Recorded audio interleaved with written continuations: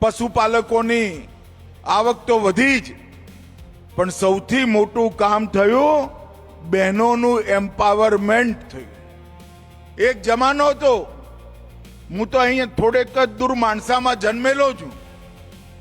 મેં માણસામાં ડેરી આવી, અમારા ગામમાં ડેરી 71માં આવી. એ પહેલા બહેનો જોડે વ્યવહાર જોયો છે અને ડેરી આયા પછી વ્યવહાર જોયો છે. બહેન કામ કરતા હતા પહેલા, આજે બધી બહેનો ઘરના શેઠ બનીને ચેક આપતી થઈ ગઈ છે. ભાઈ, આ બહુ મોટું પરિવર્તન બહેનોના જીવનમાં ડેરી સેક્ટરથી આવ્યું છે.